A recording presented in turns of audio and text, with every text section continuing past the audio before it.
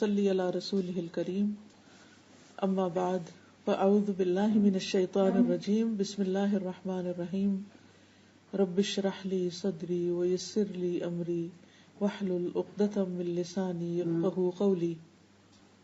آج کی میری گفتگو کا عنوان ہے جب مشکل پیش آتی۔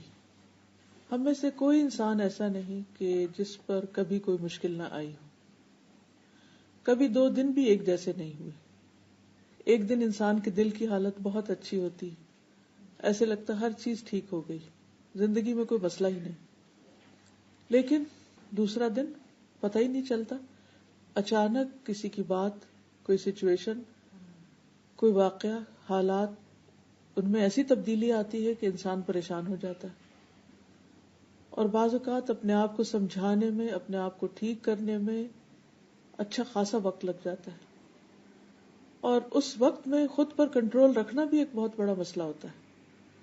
کوشش کے باوجود بعض اوقات انسان اپنی زبان سے ایسی بات نکالنے سے نہیں رہتا جو اس کو نہیں نکالنی چاہیے تھی، اس سے نکل جاتی۔ بعض اوقات انسان اپنی فرسٹریشن دوسروں پہ ڈال دیتا ہے، یعنی غصہ خود کو آیا ہوتا ہے اور کسی ایسے شخص پہ نکال دیتا ہے جس کا اس سے کوئی تعلق نہیں ہوتا، جس کا اس میں کوئی قصور نہیں ہوتا، یا بعض اوقات بظاہر کوئی قصور ہوتا بھی ہے، تو ہمیں یہ نہیں سمجھ آتی کہ اس کی سچویشن یا اس کی پوزیشن کیا ہے، اس نے ایسا کیوں کیا ہے، اور اس طرح ہم بعض اوقات اس ٹیسٹ میں کامیاب نہیں ہوتے۔ تو اس لیے بہت ضروری ہے کہ ہم اپنے آپ کو مسلسل ایسے ریمائنڈرز دیتے رہیں کہ مشکل حالات میں جو دراصل ہمارا ایک امتحان ہوتے ہیں، ان میں ہم صحیح رویہ رکھ سکیں، جس سے ہمارا رب بھی ہم سے راضی رہے اور جس سے بندے بھی ہم سے راضی رہیں، یا بندے اگر راضی نہ بھی ہوں تو کم از کم ان پر ہماری طرف سے کوئی ظلم نہ ہو یا وہ ہم سے ناراض نہ ہو۔ تو اس صورت میں ہم دیکھتے ہیں کہ ہمیں کرنا کیا چاہیے۔ سب سے پہلے تو اللہ تعالیٰ فرماتے ہیں کہ والعصر ان الانسان لفی خسر الا الذین آمنوا وعملوا الصالحات وتواصوا بالحق وتواصوا بالصبر۔ قسم ہے زمانے کی کہ ہر انسان خسارے میں، بے شک انسان خسارے میں، نو ڈاؤٹ کہ انسان خسارے میں، الا الذین آمنوا سوائے ان کے جو ایمان لے آئے، وعملوا الصالحات اچھے کام کریں، وتواصوا بالحق ایک دوسرے کو حق کی، سچائی کی، اچھی باتوں کی تلقین کرتے رہے، وتواصوا بالصبر اور ایک دوسرے کو صبر کی تلقین کرتے رہے۔ تو پہلا کرنے کا کام یہی ہے کہ ہم ایک دوسرے کو اچھی باتوں کی یاد دہانی کراتے رہیں، اور اسی یاد دہانی کے تحت جو میرے لیے بھی ہے، آپ کے لیے بھی ہے، آج کی اس مجلس میں چند باتیں ہوں گی۔ پہلی چیز یہ ہے کہ جب زندگی میں کوئی بھی مشکل پیش آئے، کوئی بھی ایسا واقعہ پیش آئے جو ہمیں اپسٹ کرے، جو ہماری مرضی کے خلاف ہو، جو ہماری خواہش کے خلاف ہو، تو سوچنا چاہیے کہ یہ میرے لیے ایک امتحان آ گیا ہے، کیونکہ اللہ تعالیٰ نے یہ زندگی بنائی ہی امتحان کے لیے۔ اس میں ہم سب کو ٹیسٹ کیا جائے گا، اس کے بغیر کوئی بھی یہاں سے نکل ہی نہیں سکتا اس دنیا سے، تو ٹیسٹ تو ہونا ہے۔ اب یہ میرے لیے ایک ٹیسٹ ہے، اور اس میں مجھ سے دیکھا یہ جا رہا ہے کہ میں اس میں کرتی کیا ہوں، میرا رویہ کیا ہوتا ہے، میرا طرز عمل کیا ہوتا ہے۔ دوسری بات یہ کہ انسان یہ سوچے کہ یہ تقدیر میں تھا، میری یہ ہونا تھا۔ اب مثلا روڈ پہ جاتے ہوئے اسموتھ جا رہی ہے گاڑی، اور بعض اوقات آپ پورے بچا کے نکل رہے ہیں، اتنے میں کوئی اور آ کے آپ کو ٹکر مار دیتا، اور وہ بھی کوئی خوشی سے نہیں مارتا، اس سے بھی ہو جاتی ہے مسٹیک۔ کیوں ہوئی؟ کوئی کنفیوژن ہو گئی، اس کا اندازہ کوئی غلط ہو گیا، یا وہ سو گیا، کوئی بھی وجہ ہو سکتی۔ اب ایک حادثہ تھا، پیش آ گیا۔ اب اگر یہ حادثہ پیش آ گیا ہے، اب کیا جائے؟ تو سب سے پہلا خیال یہ آنا چاہیے کہ یہ اللہ کی مرضی سے ہوا ہے، اللہ جو چاہتا ہے وہ ہوتا ہے، اور جو نہیں چاہتا وہ نہیں ہوتا۔ قرآن مجید میں آتا ہے وَمَا تَشَاءُونَ إِلَّا أَن يَشَاءَ اللَّهُ رَبُّ الْعَالَمِينَ، اور تم چاہ نہیں سکتے مگر وہی کچھ جو اللہ رب العالمین چاہے۔ یعنی ایک بندے کی چاہت ہوتی ہے اور ایک رب کی چاہت ہوتی ہے، اور ہوتا وہ ہے جو رب کی چاہت ہوتی ہے۔ وہ کیوں ہوتی؟ اس لیے کہ وہ رب ہے۔ اگر اس کی مرضی نہ چلے اور ہماری چلے تو پھر کیا ہوگا؟ پھر تو ترتیب ہی بدل جائے گی۔ تو اس لیے ہونا تو وہ ہے جو وہ چاہے گا. اب بعض اوقات اس کی چاہت ہمیں بڑی پسند آ جاتی ہے، ہماری بھی وہی چاہت ہوتی ہے، لیکن بعض اوقات وہ ہماری چاہت نہیں ہوتی، ایک کانفلکٹ سا آ جاتا ہے. ہم کچھ اور چاہتے ہیں، اللہ تعالیٰ کچھ اور چاہتا ہے، اور وہ ہوا جو اللہ نے چاہا، اور وہ ہمارے لیے بہت بڑی مشکل ہو گئی. مثلاً ہم نہیں چاہتے کہ ہمارا کوئی عزیز قریبی پیارا ہم سے جدا ہو، فوت ہو کر یا کسی بھی اور وجہ سے، لیکن اس کو ہونا ہے. اللہ کی چاہت یہ کہ وہ ہو جائے، اور وہ ہو جاتا ہے. اب جیسے یوسف علیہ السلام حضرت یعقوب سے جدا ہو گئے، حالانکہ ان کو آپس میں بہت زیادہ محبت تھی، باپ کو بھی بیٹے سے محبت تھی، بیٹے کو بھی باپ سے محبت تھی. اب بظاہر تو یہ بڑا ہی مشکل فیصلہ ہے، بڑی ہی تکلیف دہ صورتحال ہے، لیکن اب کیا کیا جائے؟ اب یہ تو اللہ کا حکم تھا. اب جو کچھ بھی ہوتا ہے، جیسے ابھی سورۃ القیامہ میں آپ سن رہے تھے، کلا بل تحبون العاجلہ وتذرون الآخرہ، تم جلدی ملنے والی چیز سے محبت کرتے ہو اور جو بعد میں آنے والی ہے اس کو چھوڑ دیتے ہو. ایک تو اس کا معنی ہے کہ جلدی سے مراد دنیا، اور آخرت سے مراد آخرت، ہیئر آفٹر. اور ایک اس سے مراد یہ ہے کہ جو چیز آج ملنے والی ہے ہم اس کو پریفر کرتے ہیں، ادھار کی بجائے نقد چاہتے ہیں، تھوڑا بھی ملے آج مل جائے، فوری مل جائے، جلدی چاہتے ہیں، عاجلہ چاہتے ہیں. اور اللہ تعالیٰ بڑی چیز دینا چاہتا ہے اور بعد میں دینا چاہتا ہے.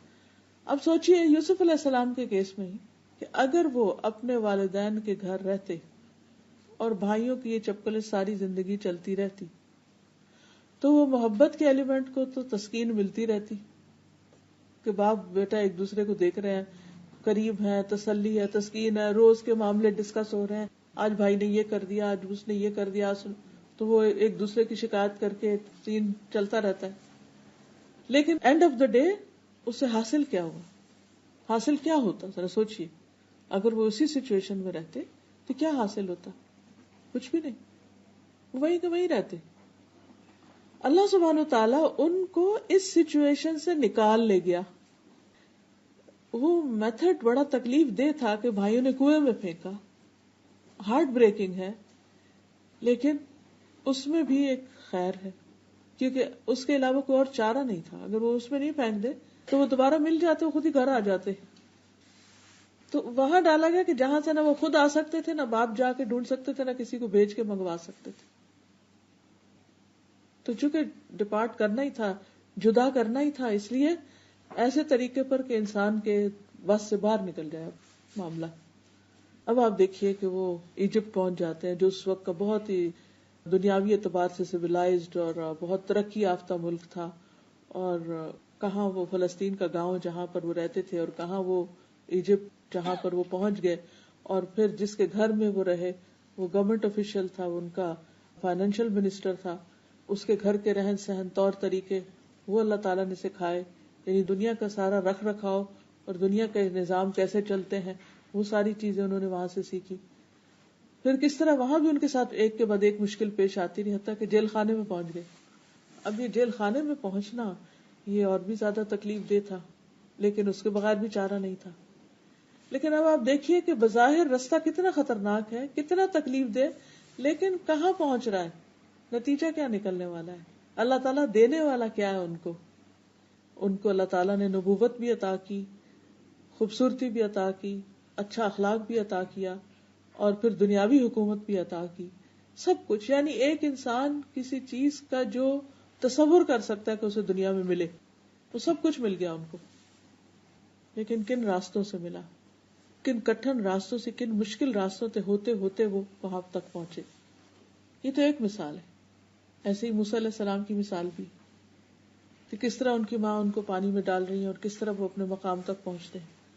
تو کہنے کا مقصد یہ ہے کہ بعض اوقات اللہ تعالیٰ ہمیں ایسی تکلیف دہ صورت میں ڈال دیتا ہے، ایسی مشکل میں ڈال دیتا ہے کہ جو ہمارے لیے بہت ہی ناگوار ہوتی، ہمیں بہت ہی ناپسند ہوتی، لیکن اللہ تعالیٰ سے بڑھ کر کوئی ہمارے لیے مہربان بھی نہیں. وہ الٹیمیٹلی ہمارے لیے فائدے کی ہوتی، مگر ہم اپنے شارٹ سائٹڈنس کی وجہ سے اس کو سمجھ نہیں پاتے، جس کے نتیجے میں ہم پریشان ہوتے ہیں. سارے غم کی وجہ یہ ہوتی ہے کہ ہمیں اس مشکل یا اس دلدل میں پھنسنے کی وجہ سمجھ نہیں آ رہی ہوتی کہ اس سے نکلنے کا، کیونکہ ہم تو ہوپلیس ہو چکے ہیں. فوراً ہم دل چھوٹا کر بیٹھتے ہیں اور ہم کہتے ہیں بس ہم تو ختم، اب تو ہمارے ساتھ کچھ اچھا نہیں ہونے والا، دنیا اندھیر ہو گئی. تو پہلی چیز جو بندے کو مشکل پیش آنے پر سوچنی چاہیے وہ یہ کہ یہ اللہ کا فیصلہ، اللہ نے میرے لیے یہی چاہا اور اللہ کی چاہت میری اپنی چاہت سے زیادہ بہتر ہے. اس کی اس میں کوئی نہ کوئی حکمت ہے، مصلحت ہے، اس نے یہ میرے مقدر میں رکھا ہے اور اس میں ضرور کچھ بھلا ہے. اللہ کا فیصلہ کبھی بھی ظلم پر مبنی نہیں ہو سکتا. بس اس وقت انسان اعتماد کر لے اللہ کے فیصلے پر. اب ایک اور سچویشن آپ دیکھیے، حضرت ابراہیم علیہ السلام، ان کی شادی حضرت سارہ سے ہوئی جو اس وقت مسلمان ہوئی، اور پھر بعد میں جب وہ ایجپٹ گئے اور اس بادشاہ نے حضرت سارہ کو پکڑا جس سے پھر وہ چھوٹ گئی. وہ بھی ان کی ایک کرامت تھی کہ وہ ان کے ساتھ برا ارادہ رکھتا تھا لیکن اللہ تعالیٰ نے اسے کامیاب نہیں ہونے دیا. تو اس کے بعد جب انہوں نے ان کو چھوڑا تو ساتھ حضرت ہاجرہ بھی تحفے کے طور پر دے دی.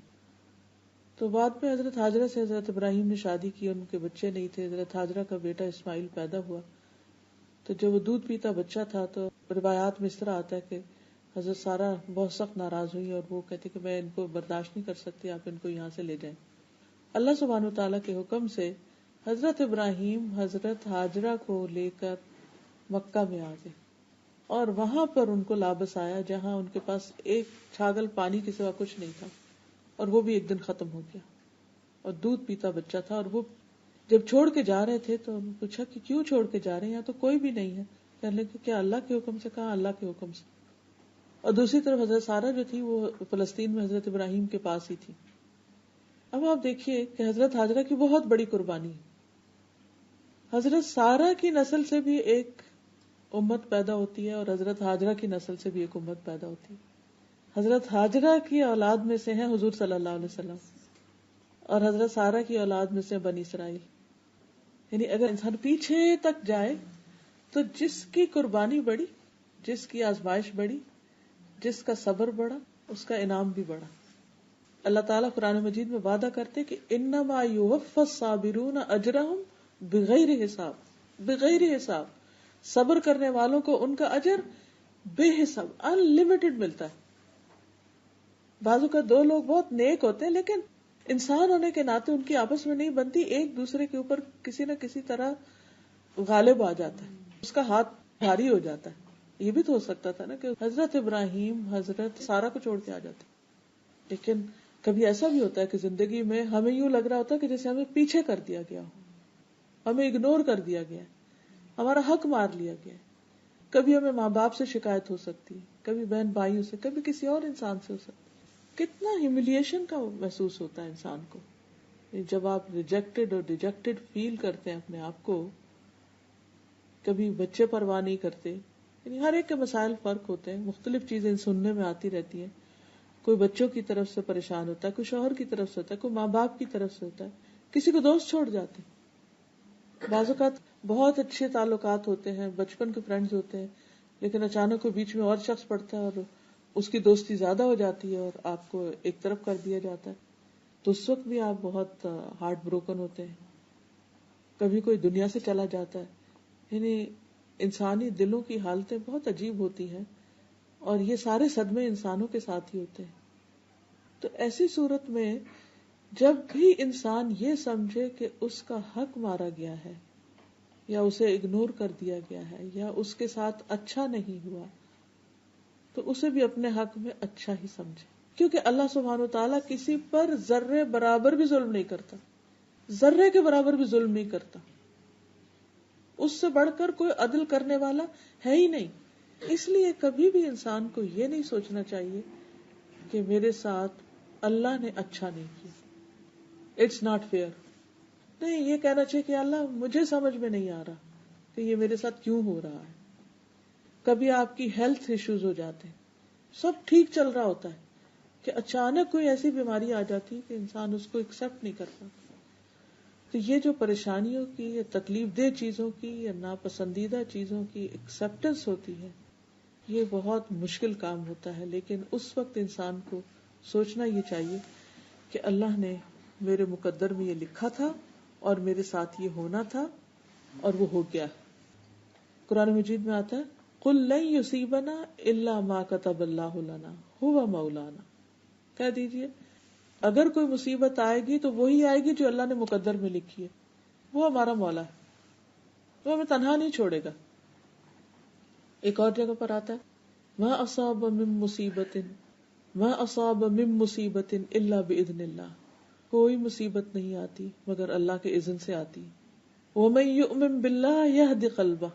اور جو اللہ پر ایمان رکھتا ہے، اعتماد کرتا ہے، ٹرسٹ کرتا ہے، بھروسہ کرتا ہے، اللہ اس کے دل کو ہدایت بخش دیتا ہے، اس کا دل اچھا کر دیتا ہے. ایک دفعہ وہ طوفان آتا ہے، گھٹن کا دور آتا ہے، پریشانی ہوتی ہے، لیکن پھر ٹھیک ہو جاتا ہے.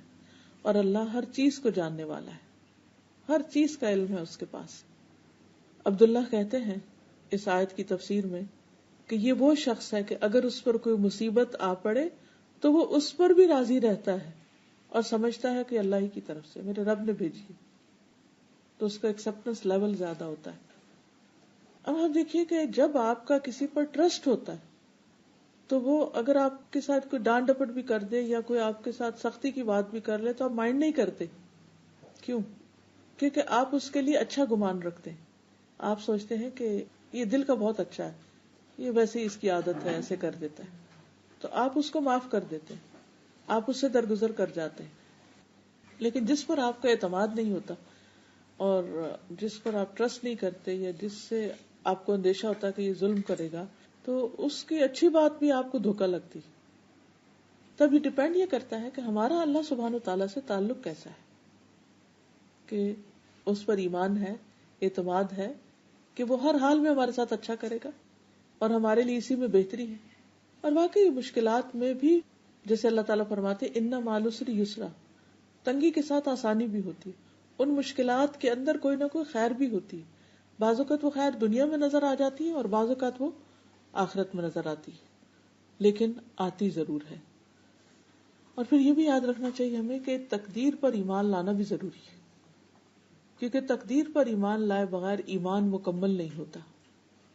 رسول اللہ صلی اللہ علیہ وسلم نے فرمایا کوئی بندہ اس وقت تک مومن نہیں ہو سکتا جب تک اچھی اور بری تقدیر پر ایمان نہ لائے، یہاں تک کہ وہ جان لے کہ جو چیز اسے ملنے والی تھی وہ اس سے چوک نہیں سکتی تھی، اور جو چیز اس سے چوک گئی وہ کسی صورت اسے مل نہیں سکتی تھی. مثلاً انسان کو دنیا میں کسی فائدے کی، کسی ایسی چیز کی توقع ہوتی ہے کہ وہ اسے حاصل ہوگی، لیکن فار سم ریزن وہ اس کو نہیں ملتی.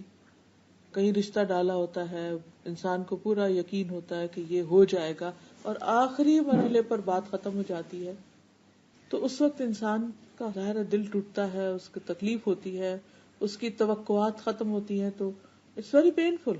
ایک شخص ڈگری کرنے والا تھا، سب کچھ ہو گیا، آخری پیپر نہیں دے سکا، پیپر سب کچھ ہو گیا، وائوا نہیں دے سکا، صرف اس ایک اتنے سے 1% چیز کی وجہ سے اس کا کیریئر مارا گیا. میں جانتی ہوں ایک ڈاکٹر کو کہ جنہوں نے سب کچھ کر لیا، صرف ایک سرجری کا کوئی پیپر تھا آخری، اس میں تھوڑا سا حصہ نہیں کر سکے 1-2 اٹمپٹس کے باوجود بھی، اور بالآخر انہیں کوئی اور بزنس کرنا پڑا. لیکن وہ بزنس کہیں زیادہ بہتر تھا ان کے حق میں، شاید وہ سیکھ لیتے، پاس ہو جاتے، کسی کی جان لینے کا ذریعہ بن جاتے، کوئی آخرت خراب ہو جاتی. اللہ ہی بہتر جانتا ہے کہ ان کے اندر کیا کمی تھی کہ جس کی وجہ سے اتنے سالوں کی محنت ان کی بالکل ہی ختم ہو کے رہ گئی.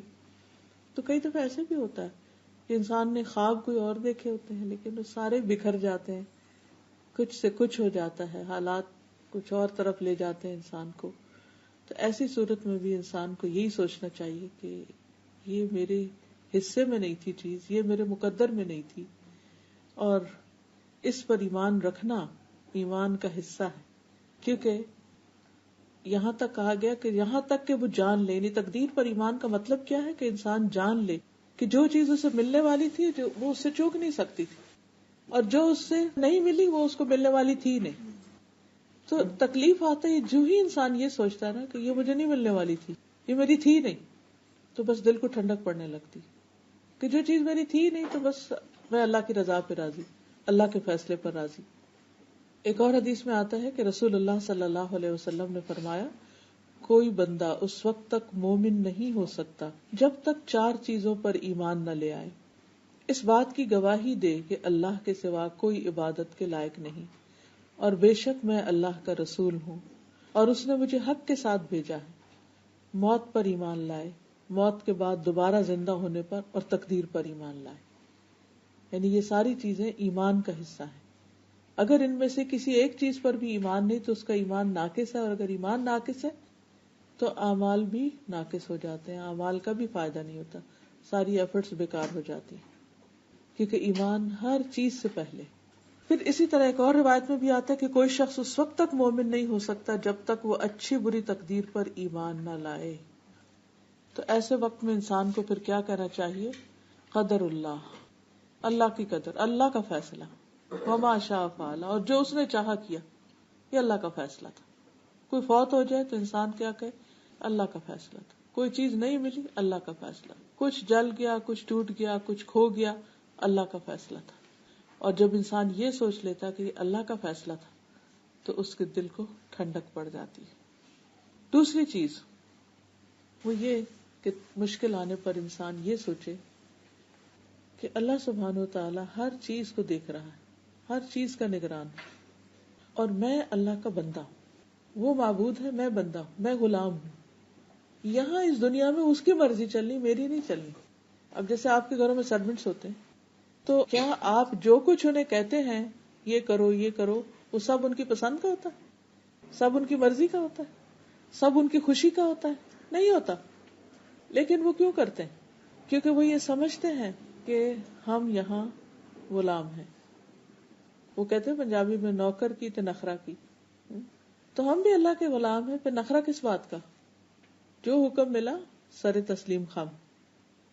کچھ دیا تو بھی شکر، لے لیا تو بھی شکر اور صبر، کیونکہ ہم بندے ہیں. اور شکر بھی عبادت ہے، صبر بھی عبادت ہے. عبادت صرف نماز پڑھنا ہی نہیں ہے، یہ سارے ہارٹ کے ایکشن جو ہیں یہ بھی عبادت کا حصہ ہے. تو انسان ہمیشہ یاد رکھے کہ چونکہ اللہ مالک ہے اس لیے فیصلہ اس کا نافذ ہونا ہے. میں مملوک ہوں، میں غلام ہوں، میں بندہ ہوں، تو میرا حکم نہیں چلے گا. تیسری چیز یہ ہے کہ انسان پہ جب مشکل آئے تو انسان یہ سوچے کہ اللہ نے میرے ساتھ بھلائی کا ارادہ کر لیا ہے. اللہ سبحانہ وتعالیٰ میرے ساتھ اب کوئی خیر کرنا چاہتا ہے، خواہ وہ اجر کی صورت میں، خواہ وہ میری اصلاح کی صورت میں، خواہ وہ میرے گناہوں کی معافی کی صورت میں. کوئی نہ کوئی اس میں حکمت ہے. کیونکہ بعض اوقات انسان جب اچھے حالات میں ہوتا ہے تو وہ سمجھتا ہے سب اچھا، اللہ بھی مجھ سے راضی ہے، سب ٹھیک ہے، میں بہت اچھا ہوں. اس کو اپنی نیکی کا بڑا زوم ہونے لگتا ہے. لیکن جب اس کی مرضی کے خلاف کوئی چیز ہوتی ہے تو پھر انسان کو ہوش آتی کہ اوہ مجھ میں کوئی غلطی ہے، پتہ نہیں میں نے کہیں کچھ غلط کیا، پتہ نہیں کچھ میرے منہ سے ایسا نکلا ہے، یا میں نے کسی کو ہرٹ کر دیا ہے، یا میں نے کسی کا کوئی حق مار دیا ہے کہ میرے ساتھ یہ ہوا ہے. تو اس وقت انسان فوراً ریئلائز کرنے لگتا ہے کہ اس میں بھی کوئی غلطی ہے. ورنہ اچھے حالات میں اپنی غلطیاں کم نظر آتی ہیں، اور اپنی غلطیوں کا احساس ہونا اور دنیا میں ہی ان پر توبہ کر لینا بہت ضروری ہے. ورنہ اگر ہم یہ سب کچھ ساتھ لے گئے تو بڑی مشکل ہو جائے گی. تو اللہ تعالیٰ تکلیف بھیج کر ہمیں موقع دیتا ہے کہ ہم اپنی غلطیوں کی اصلاح کر لیں، توبہ کر لیں، معافی مانگ لیں، اور درجے میں اضافہ کر لیں، کیونکہ تکلیف آنے سے پھر درجات بھی بڑھتے ہیں. حدیث میں آتا ہے کہ رسول اللہ صلی اللہ علیہ وسلم نے فرمایا اللہ تعالیٰ جس کے ساتھ بھلائی کا ارادہ کرتا ہے اس کو مصیبت میں مبتلا کر دیتا ہے. لیکن کبھی ہم نے سوچا کہ اللہ نے میرے ساتھ بھلائی کی؟ وہ تو حاسد ہی کہتے ہیں عام طور پر کہ اچھا ہی ہوا، اس کے ساتھ ہونا چاہیے تھا، she deserves he deserves. اب مزہ آیا. لیکن حقیقت یہ ہے کہ بعض اوقات حاسد برا چاہتے ہیں مگر حقیقت میں وہ انسان کے لیے اچھا ہی ہوتا ہے. اور وہ تو سمجھتے ہیں کہ کسی کے نقصان کی صورت میں ان کو مزہ آ رہا ہے، لیکن جس کے اوپر تکلیف آتی ہے، جو اللہ کے فیصلے پر راضی ہوتا ہے، وہ اس تکلیف یا اس بخار یا اس پریشانی کے اندر مبتلا ہو کر جس طرح وہ صاف ہو رہا ہوتا ہے، جس طرح اس کا تزکیہ ہو رہا ہوتا ہے، جس طرح اس کے اندر کی بصیرت کی آنکھیں کھل رہی ہوتی ہیں، وہ عام حالات میں نہیں کھلتی، آرام میں نہیں کھلتی. جب اب دیکھیں کہ جیسے ہمارے جسم کو جب چوٹ لگتی ہے تو ہمارے جسم میں کیا ری ایکشن پیدا ہوتا ہے؟ سارا جسم جو ہے وہ الرٹ ہو جاتا ہے. اگر کوئی جرم اندر داخل ہو جائے تو جسم کا پورا ڈیفینسو سسٹم جو ہے وہ ایکشن میں آ جاتا ہے. اسی طرح روحانی طور پر جب ہم پر اٹیک ہوتا ہے تو ہمارا روحانی سسٹم بھی ایکشن میں آ جاتا ہے، اور اس وقت پتہ چلتا ہے کہ ہم کتنے نیک ہیں اور کتنے پانی میں. جب ہمیں کوئی ٹیسٹ ہی نہیں پڑا، کوئی مشکل ہی نہیں پیش آئی، تو ہم ہر چیز اچھا ہی کر رہے ہوں گے، ہمارا اخلاق بھی اچھا ہوگا. لیکن جب چیز مرضی کے خلاف ہوئی تو پھر ہماری گفتگو کیسی تھی اور پھر ہمارا اخلاق کیسا تھا، یہ اسی وقت ہی پتہ چل سکتا ہے. اور انسان اس وقت اپنے آپ کو بہت اچھی طرح جج کر سکتا ہے کہ انسان کہاں کھڑا ہے اور ابھی کتنی محنت کرنے کی اس کو ضرورت ہے اوپر جانے تک.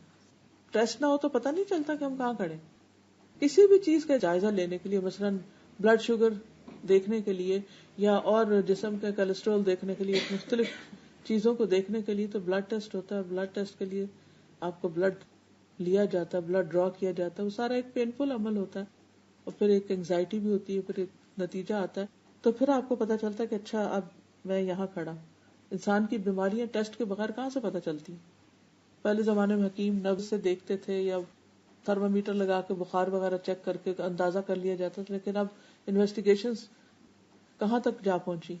تو اسی طرح جب روحانی تکلیفیں آتی ہیں، جذباتی صدمے آتے ہیں، تو وہ بھی ہمارے ٹیسٹ ہوتے ہیں. اور اس میں بھی دیکھا جاتا ہے کہ ہمارے ایمان کا لیول کیا ہے، ہمارے اخلاق کا کیا ہے، ہماری نیکی اور تقوی کا کیا ہے. اس کے بغیر نہیں پتہ چلتا.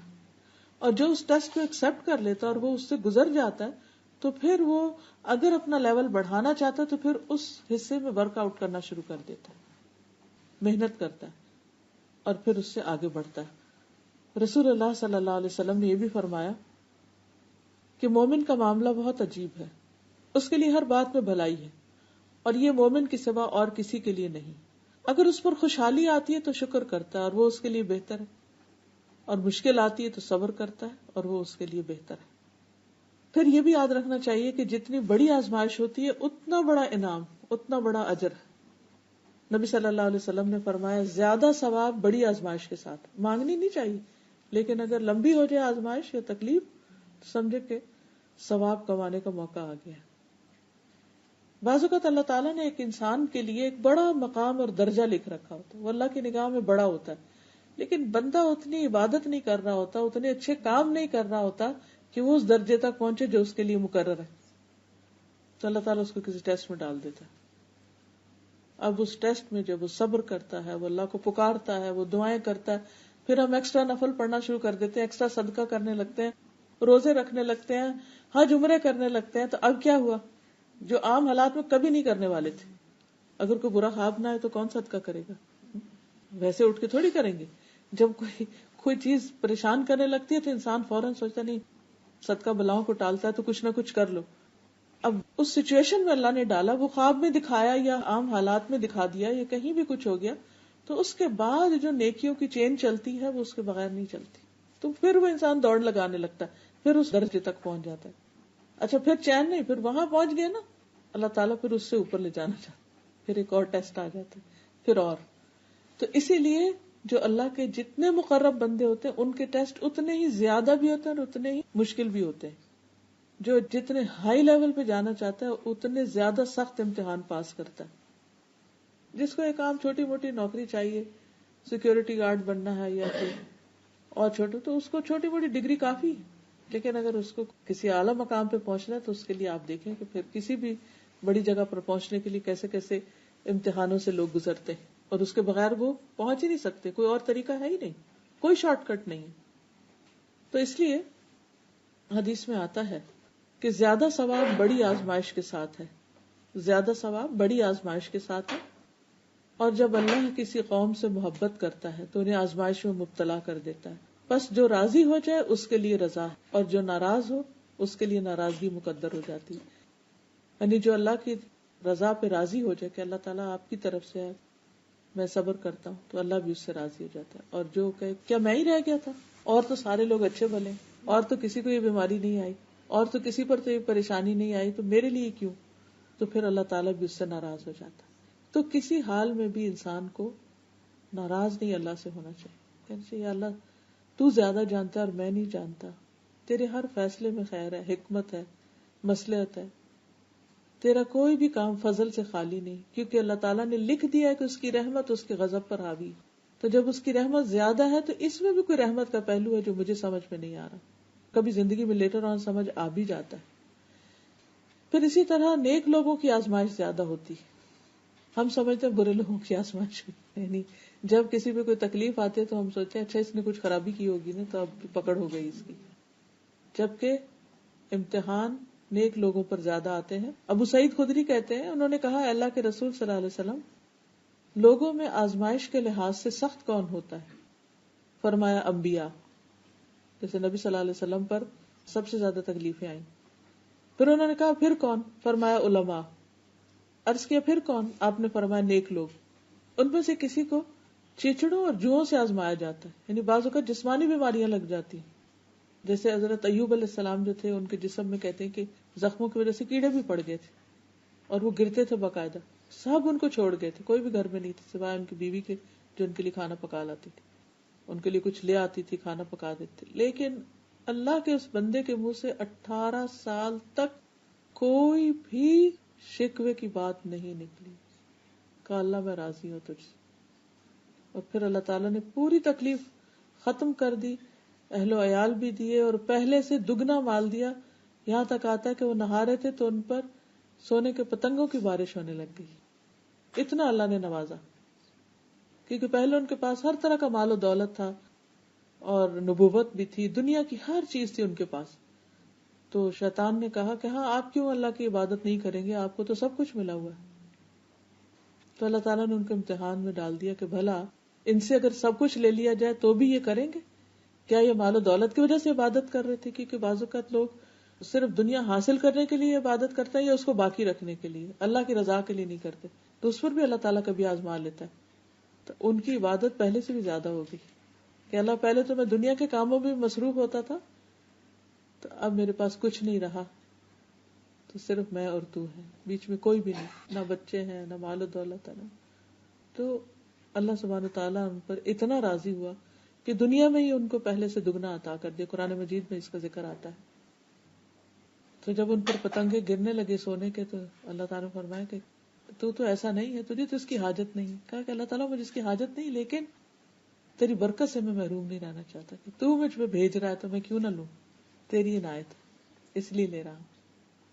تو حقیقت یہ ہے کہ فرمایا کہ ان میں سے بعض کو جوؤں سے آزمایا گیا، یہاں تک کہ وہ اسے قتل کر دیتی، بعض اوقات ایسے انفیکشنز ہو جاتے ہیں یا ایسی بیماریاں لگ جاتی ہیں کہ جو انسان کے لیے موت کا سبب بن جاتی، تو لوگ ایسے لوگوں کے بارے میں برا سوچنے لگتے ہیں کہ اچھا اس کو یہ جو خطرناک بیماری لگی ہے نا، یہ اس نے کوئی گناہ کیے ہوں گے تو اس وجہ سے نہیں۔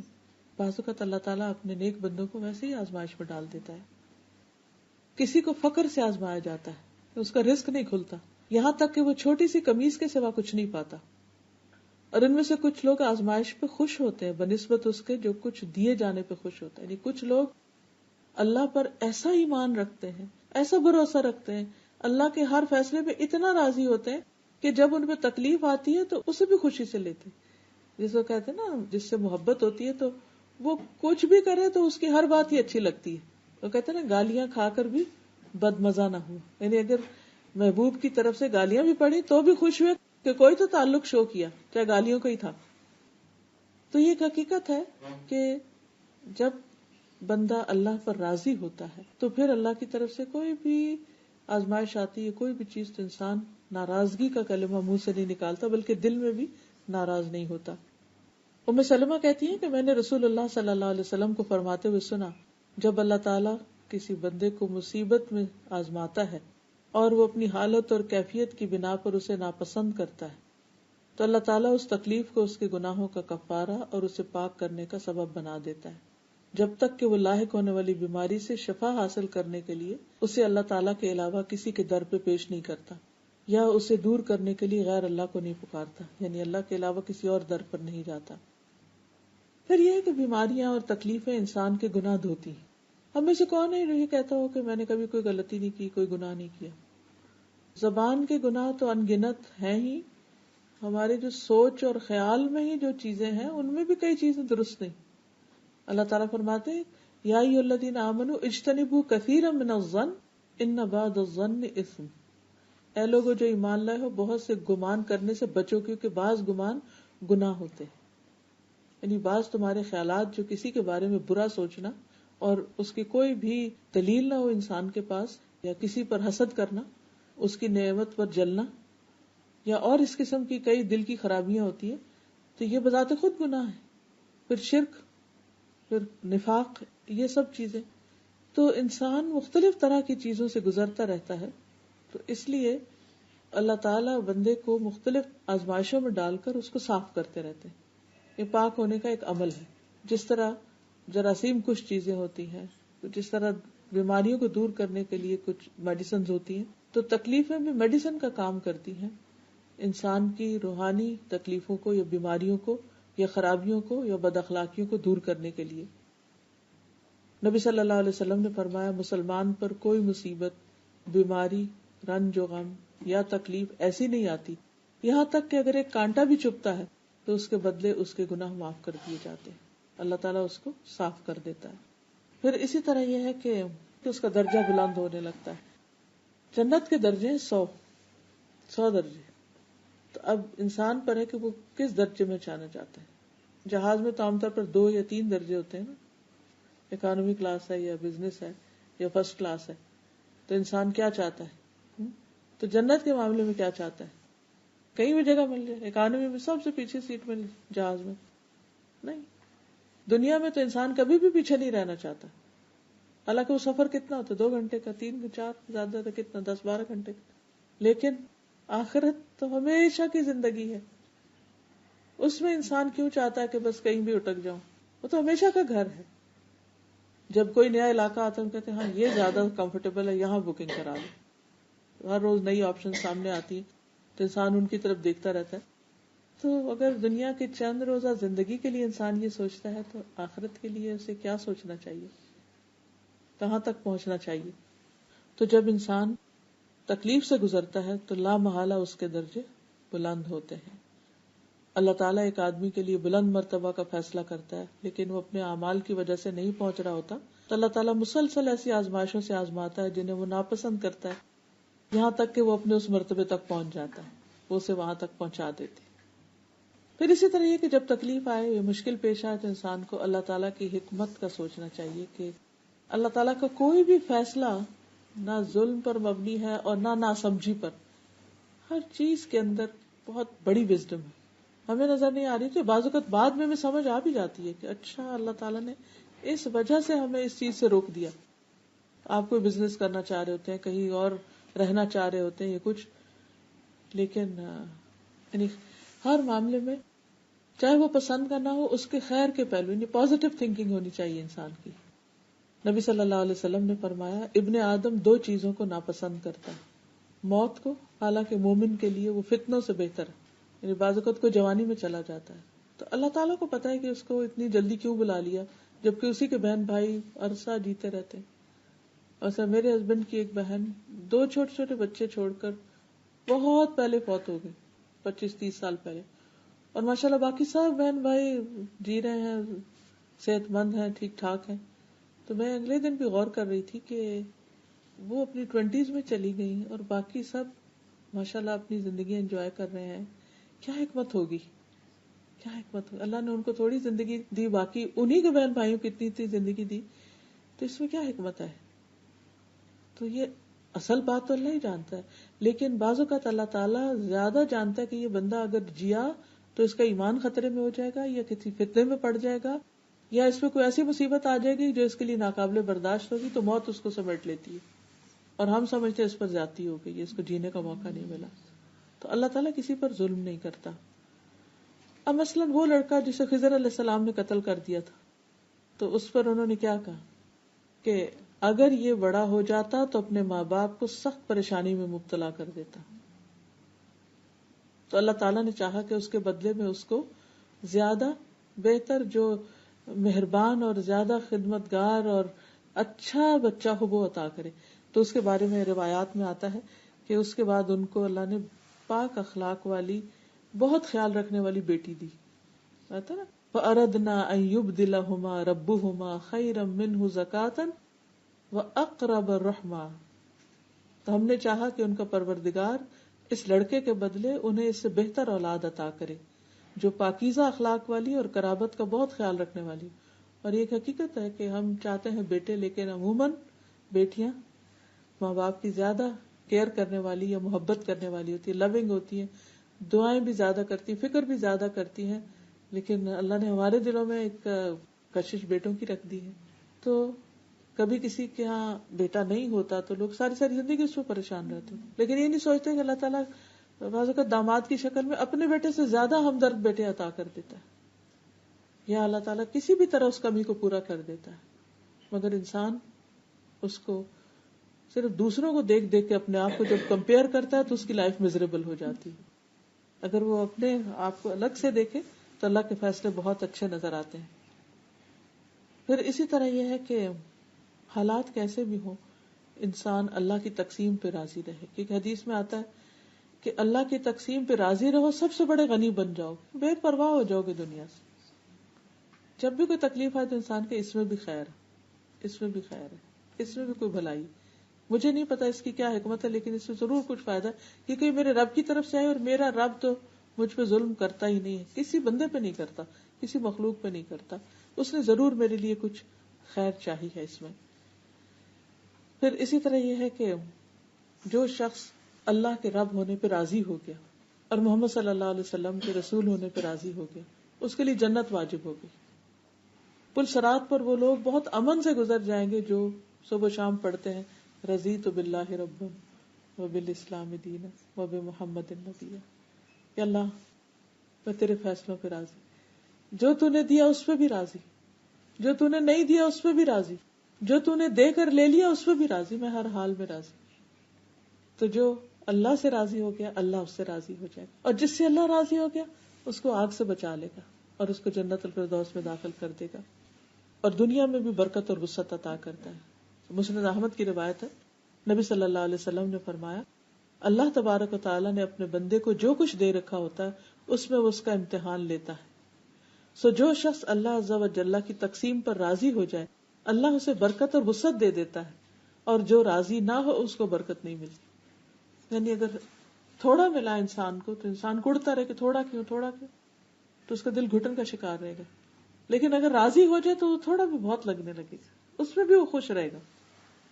پھر اسی طرح ایک درجہ اور بھی ہے اس سے آگے کا، صرف راضی نہیں رہنا بلکہ اللہ کی تعریف کر. کچھ اللہ کے مقرب بندے ایسے ہوتے ہیں کہ جب ان کو تکلیف پہنچتی ہے تو اس پر بھی وہ اللہ کا شکر کرتے ہیں. کیوں؟ وہ کہتے ہیں شکر اس سے بڑی تکلیف نہیں آئی، کیونکہ ہر تکلیف سے بڑی تکلیف بھی آ سکتی تھی.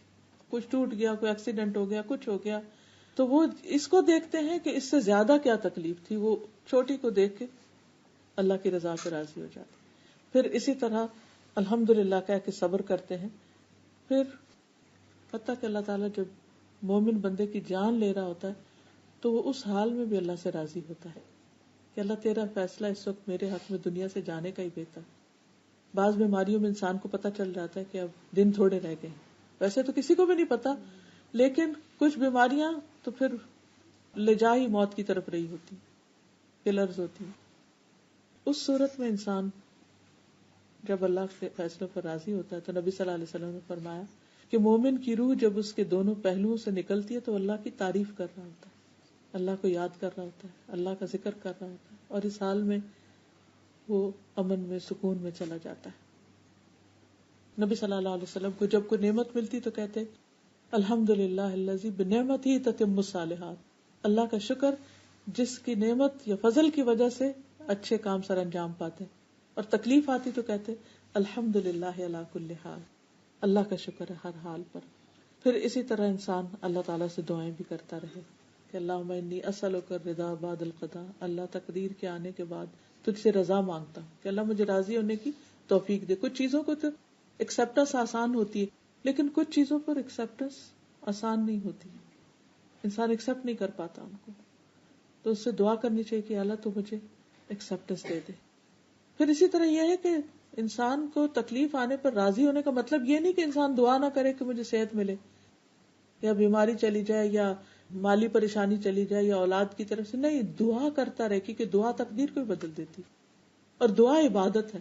ویسے انسان دعائیں کرتا ہے لیکن اس جان سے نہیں کرتا. تکلیف آتی ہے تو جاندار دعائیں کرتا ہے اور وہ بہترین عبادت ہے. عبادت کا نچوڑ ہے دعا. تو وہ اس کی عبادتوں کے اور اجر کے درجے بڑھتے چلے جاتے ہیں.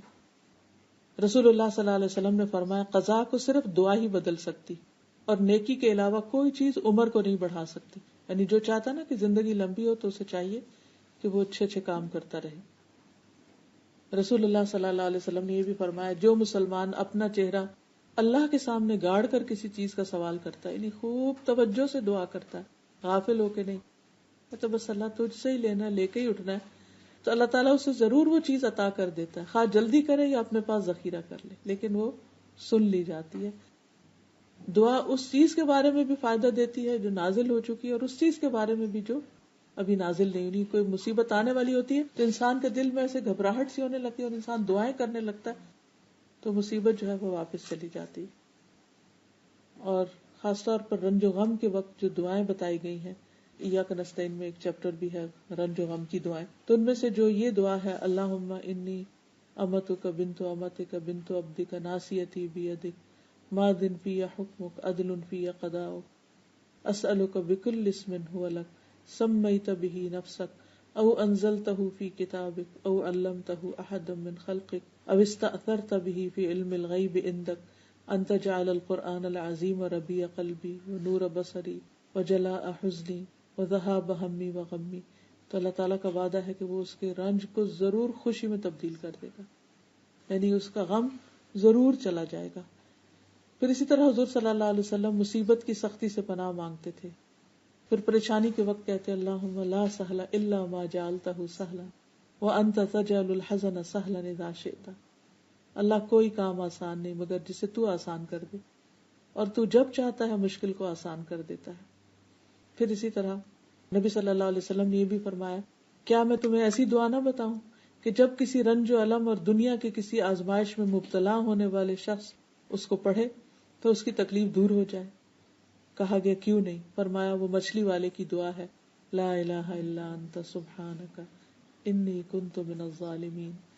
اور پھر حضرت اسماء بنت امیس کو آپ نے دعا سکھائی اللہ اللہ ربی لا اشرک بہ شیئا، کہ اللہ میرا رب ہے، میں اس کے ساتھ کسی کو بھی شریک نہیں کرتا.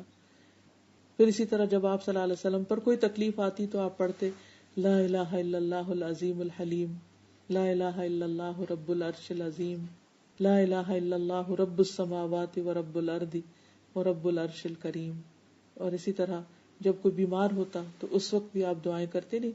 ہر تکلیف کے موقع کی دعائیں نبی صلی اللہ علیہ وسلم نے سکھا دی، چاہے وہ جسمانی تکلیف ہو یا بیماری ہو یا روحانی تکلیف ہو یا موت کا صدمہ ہو یا کسی کی جدائی کا، ہر موقع پر اللہ کو پکارنا سکھا دیا گیا. اور جب انسان اللہ کو پکارنے لگتا ہے تو اس کے دل میں ٹھنڈک بھی آ جاتی ہے اور تکلیفیں دور بھی ہونے لگتی. اس کے ساتھ ہی میں اپنی بات ختم کروں گی. وآخر دعوانا ان الحمدللہ رب العالمین. اگر کوئی کوشچن ہو یا کوئی بات مزید آپ کہنا چاہیں، اس کو ایلیبوریٹ کرنا چاہیں تو ضرور کیجیے. جی میں نے پوچھنا تھا کہ جیسے کوئی بھی مشکل یا تکلیف آتی ہے تو ویسے تو ہم یہ سارے کام کرتے ہیں، استغفار اور جو بھی ہے یا علاج ہے، لیکن ایک ایلیمنٹ جو ہوتا ہے جیسے وہم آ جاتا ہے، نظر ہے یا جادو ہے یا کچھ اس طرح کی چیزیں، تو کتنا اس کے اوپر جی ان کا سوال یہ ہے کہ بعض اوقات تکلیف آتی ہے تو یہ سارے علاج معالجے تو ہم کرتے ہیں، لیکن ساتھ ہی دل میں یہ خیال آتا ہے کہ پتہ نہیں کوئی نظر لگ گئی ہے یا کوئی وہم سا ہو جاتا ہے یا کوئی. دیکھیے کہ جیسے مادی اسباب ہوتے ہیں نا، ایسے روحانی اسباب بھی تکلیف کے ہوتے ہیں، لیکن آپ اس کو یوں سمجھیے کہ جیسے آپ جا رہے تھے کہ آپ پھسل گئے اور آپ گر گئے اور آپ کو چوٹ لگ گئی، تو اب اس میں وہم نہیں ہوتا کیونکہ سب کچھ نظر آ رہا ہوتا ہے کہ ہاں بھی پتہ نہیں چلا گرے یا کسی چیز سے ٹکرائے، ایکسیڈنٹ ہوا، چوٹ لگی اور بیمار ہو گئے. تو اسی طرح یہ بھی ہے کہ بعض اوقات بظاہر کوئی چیز راستے میں نہیں پڑی ہوتی اور اس کے باوجود بھی انسان گر جاتا ہے، تو جب ریزن سمجھ نہیں آتی تو انسان سوچتا ہے کہ پتہ نہیں کیا وجہ ہے، کوئی نظر لگی ہے کچھ. تو نظر بھی برحق ہوتی ہے. نبی صلی اللہ علیہ وسلم فرمایا کہ نظر انسان کو قبر میں اتار دیتی ہے اور اونٹ کو ہنڈیا میں اتار دیتی ہے، یعنی کہ وہ جانور بازو کا تڑپنے لگتا ہے. لیکن یہ سوچنا کہ اس کی لگی یا اس کی لگی یا وہ پھر انسان غائب کی دنیا میں ایک تیر تکے چلانے لگے، تو اس سے پرہیز کرنا چاہیے. یعنی اس چیز کا خیال آنے میں کوئی ممانعت نہیں کہ شاید نظر لگ گئی، لگ بھی سکتی. جیسے وہ باغ والے کا قصہ سورۃ کہف میں آتا ہے نا کہ لولا اذ دخلت جنتک قلت ما شاء اللہ، جب تم اپنے باغ میں داخل ہوئے تو ماشاء اللہ کیوں نہیں کہا؟ تو کیونکہ ماشاء اللہ کہنے سے وہ نظر کا ایلیمنٹ ختم ہو جاتا ہے، اللہ تعالیٰ اس چیز کی حفاظت کرتا ہے. تو خیال آنے میں تو کوئی نہیں، لیکن اس خیال کو یقین بنا کے کسی پر الزام لگانا یا پھر اس وہم کا شکار رہنا وہ درست نہیں. کیونکہ نظر بھی لگی تو اس کی دعا پڑھ لینی چاہیے تو اس کا اثر ختم ہو جائے گا انشاءاللہ. بس وہ کافی ایک دفعہ پڑھ لیا ہے، روز پڑھ لیں، جب تک تکلیف ہے تو روز پڑھ لیں. اور وہ بھی تقدیر کا حصہ ہے، یعنی اگر نظر بھی کسی چیز کو لگی ہے تو تقدیر کا حصہ ہے. وہ بھی اللہ کے اذن کے بغیر نظر بھی کچھ نہیں کرتی. یعنی نظر میں خود کچھ طاقت نہیں ہے. جب تک اسی انسان کی نظر 10 کو نہیں لگی، آپ پر ہی کیوں لگ گئی؟ تو آپ کے لیے اللہ کا اذن ہو گیا. اور کوئی چیز کبھی کبھی ہماری بھی خود ہی لگ جاتی ہے اپنی چیز اپنے آپ کو خود بھی آپ کو، بچوں کو، اپنی کسی چیز کو کتنی پسند کی اور اتنا یہ دوپٹہ، یہ جوڑا، کوئی بھی چیز، اور کچھ نہ کچھ اس کو، مگر یہ صدقہ اور یہ ساری چیزیں آئی تھنک بہت زیادہ پروٹیکشن اگر آپ ہر صبح میں اگر اپنا ارادہ کر لیں تو بہت. بس انسان کو یہ یاد رکھنا چاہیے کہ دنیا میں چونکہ اللہ نے ہمیں امتحان کے لیے بھیجا ہے، اس لیے کچھ نہ کچھ آزمائشیں ہر ایک پر آتی. وَلَنَبْلُوَنَّكُمْ بِشَيْءٍ مِّنَ الْخَوْفِ وَالْجُوعِ، ہم ضرور آزمائیں گے تم کو خوف سے، بھوک سے، جان مال کی کمی، اولاد کی نقصان سے. تو یہ تو ہوگا ہی. دعا تو کر سکتے ہیں کہ اللہ ہمیں مشکل آزمائش میں نہ، کسی کو بھی نہ ڈالنا. جی بالکل. یہ جو صبح شام نبی صلی اللہ علیہ وسلم کبھی یہ دعا پڑھنا نہیں چھوڑتے تھے، اللہم انی اسألک العافیۃ، اللہ میں تجھ سے عافیت کا سوال کرتا ہوں.